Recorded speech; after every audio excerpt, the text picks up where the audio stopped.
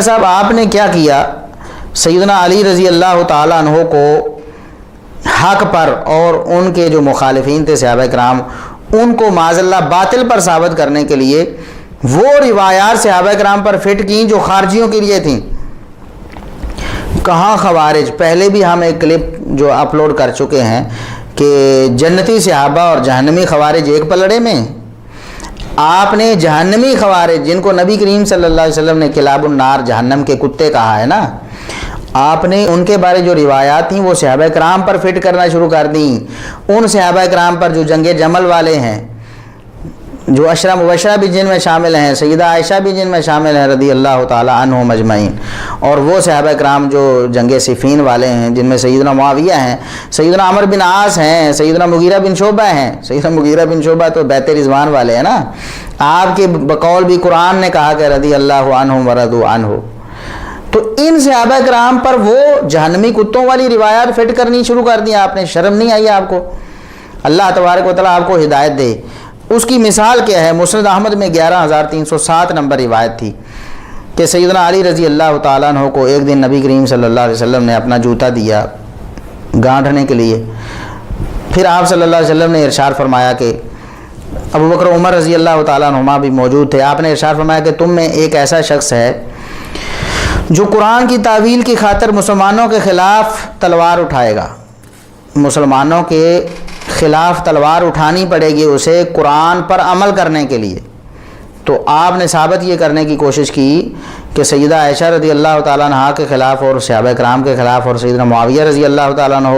اور دیگر صحابہ کرام جو ان کے گروہ میں شامل تھے ان کے خلاف سیدنا علی رضی اللہ تعالیٰ عنہ جو تلوار اٹھائی تھی اس کا حکم قرآن نے دیا تھا۔ تو یہ حضرت علی اپنی جنگ پہ نہیں پچھتاتے تھے؟ جس کو نبی کی مہر لگی ہو وہ تو دھڑلے سے جنگ کرتا ہے۔ حالانکہ یہ آپ کی خیانت ہے مرزا صاحب، آپ کو یہی پتہ نہیں ہے کہ یہ جو روایت ہے یہ تو خارجیوں کے بارے میں تھی جس کے بارے میں اہل سنت میں سے کسی کا کوئی اختلاف ہی نہیں ہے۔ سب کہتے ہیں کہ علی رضی اللہ تعالیٰ عنہ نے خارجیوں سے قتال کیا ہے، اور خارجیوں سے قتال کرنا، ان کو قتل کرنا یہ تو رسول اللہ صلی اللہ علیہ وسلم کا حکم تھا۔ آپ صلی اللہ علیہ وسلم نے فرمایا تھا کہ خارجی جہاں نظر آئے اس کو قتل کرو، وہ آپ نے ان کی صفات بتائی تھی، اور صحابہ کرام رضوان اللہ علیہم اجمعین میں ایسی کوئی صفات نہیں پائی جاتی تھی۔ آپ نے تو فرمایا کہ یہ یمرقون من الدین مروق السہم من الرمیہ، یہ تو دین سے اس طرح نکل جائیں گے جس طرح تیر وغیرہ جسم کو پھاڑ کر نکل جاتا ہے، ان کے پاس دین ہوگا ہی نہیں، اور آپ اس کو صحابہ کرام پر فٹ کر رہے ہیں۔ ان لوگوں کے بارے میں جو روایات تھیں میں آپ کو بتاتا ہوں کہ یہی الفاظ کہ قرآن کی تعویل کی خاطر جو قتال کرنا تھا وہ صحابہ کرام کے لیے نہیں تھا، وہ تو خارجیوں کے لیے تھا۔ اس پر کئی احادیث بھی ہیں، مثال کے طور پر قرآن کریم میں جو اللہ تبارک و تعالیٰ نے لڑائی کا حکم دیا ہے تو یہ تو صحابہ کرام کافروں کے خلاف اس کو پیش کرتے رہے، کافروں کے خلاف،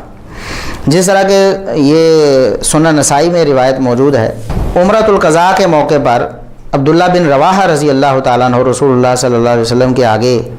چل رہے تھے اور فرما رہے تھے کہ خلو بنی الکفار عن سبیلی الیوم نضربکم علی تنزیلی، کہ ہم قرآن کریم کے حکم کے مطابق کافروں سے لڑائی کر رہے ہیں۔ بالکل وہی الفاظ جو آپ پیش کر رہے تھے مسند احمد سے، اور اسی طرح سنن کبریٰ بہقی میں یہ الفاظ ہیں کہ قد نزل الرحمن فی تنزیلی نحن قاتلناکم علی تعویلی، یہ سنن کبریٰ بہقی میں 21037 نمبر روایت ہے۔ عبداللہ بن رواحہ رضی اللہ تعالیٰ عنہ یہ شعر کافروں کے خلاف پڑھ رہے تھے کہ نحن قاتلناکم علی تعویلی، ہم نے قرآن کے حکم کے مطابق تم سے لڑائی کی ہے۔ اسی طرح مسند بزار میں بھی یہ روایت موجود ہے، سنن نسائی میں 2 جگہ پر یہ روایت موجود ہے کہ عبداللہ بن رواحہ رضی اللہ تعالیٰ عنہ نے رسول اللہ صلی اللہ علیہ وسلم کی موجودگی میں کافروں کو مخاطب کر کے کہا کہ ہم قرآن کی تعویل کی خاطر یعنی قرآن پر عمل کرنے کے لیے تم سے لڑائی کر رہے ہیں۔ اور یہ جو روایت ہے مسند احمد والی جس کو آپ نے صحابہ کرام کے خلاف فٹ کرنے کی کوشش کی ہے کہ علی رضی اللہ تعالیٰ عنہ قرآن کا حکم مان کر صحابہ کے خلاف لڑیں گے، نعوذ باللہ، یہ سلف صالحین نے کیا کہا ہے؟ امام ابن حبان رحمہ اللہ تعالی جو 354 ہجری میں فوت ہوئے ہیں، انہوں نے صحیح ابن حبان میں یہی روایت علی رضی اللہ تعالیٰ عنہ کا خارجیوں کے خلاف لڑنا، علی رضی اللہ تعالیٰ عنہ کا جو قتال تھا قرآن کے حکم کے مطابق وہ فرماتے ہیں کہ ذکر وصف القوم الذین قاتلہم علی بن ابی طالب رضی اللہ عنہ علی تعویل القرآن، ان لوگوں کی صفت کیا ہے، وہ کون لوگ تھے جن کے خلاف علی رضی اللہ تعالیٰ عنہ نے قرآن کا حکم مان کر لڑائی کی، جن لوگوں کے خلاف قرآن کا حکم مان کر علی رضی اللہ تعالیٰ نے لڑائی کی وہ کون تھے؟ آگے انہوں نے جو روایت پیش کی ہے، ذکر علی رضوان اللہ علیہ الخوارج، علی رضی اللہ تعالیٰ نے خارجیوں کا ذکر کیا، تو ساری بات انہوں نے ذکر کی اور بتایا کہ خارجیوں سے جو لڑائی تھی علی رضی اللہ تعالیٰ عنہ کی تھی، وہ تھی جس کو قرآن کا حکم مان کر علی رضی اللہ تعالیٰ عنہ لڑے تھے۔ اور اسی طرح مشکل الآثار میں امام طحاوی رحمۃ اللہ علیہ وہ فرماتے ہیں خارجیوں کے بارے میں کہ وَهُمُ الَّذِينَ قَاتَلَهُمْ عَلِيٌّ عَلَىٰ تَأْوِيلِ الْقُرْآنِ، یہی وہ لوگ تھے، ان کے علاوہ کوئی نہیں تھا۔ یہ تو مرزا صاحب اب عربی جانتے ہوں تو انہیں پتہ ہو کہ حصر کیا ہوتا ہے۔ اس عبارت میں حصر موجود ہے کہ صرف اور صرف خوارج ہی وہ لوگ تھے جن کے خلاف قرآن کا حکم مان کر علی رضی اللہ تعالیٰ عنہ نے قتال کیا۔ دلائل النبوہ بہقی، آپ کو یاد ہوگی، بڑا آپ نام لیتے ہیں، پڑھی نہیں آپ نے، وہ شاید کہیں پڑھی ہوئی ہوگی، پڑھی ہوئی نہیں ہے۔ امام بہقی رحمۃ اللہ علیہ فرماتے ہیں باب ما جاء فی اخبارہ بخروجہم وسیماہم، علی رضی اللہ تعالیٰ عنہ کا نکلنا خوارج کے خلاف اور خوارج کی نشانیاں جو حدیث میں بیان ہوئی ہیں ان کے بارے میں،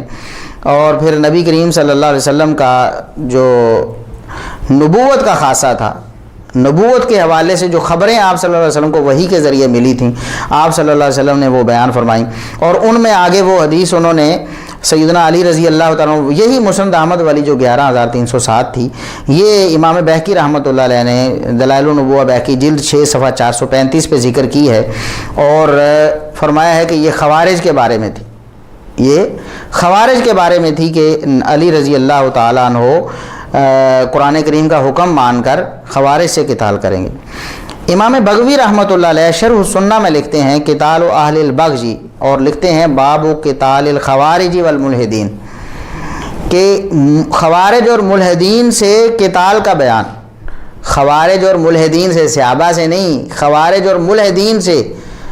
اور وہاں وہ حدیث یہی لے کر آئے ہیں علی رضی اللہ تعالیٰ عنہ قرآن کا حکم مان کر خوارج اور ملحدین سے قتال کریں گے۔ علامہ ذہبی رحمۃ اللہ علیہ نے تاریخ الاسلام میں فرمایا کہ فقاتل الخوارج الذین اول القرآن برأیہم وجہلہم، علی رضی اللہ تعالیٰ عنہ نے یہ جو قتال قرآن کا حکم مان کر کیا تھا، یہ خوارج کے مقابلے میں کیا تھا، خوارج کے خلاف کیا تھا جنہوں نے قرآن کی تعویل اپنی رائے اور جہالت کی وجہ سے غلط کی تھی۔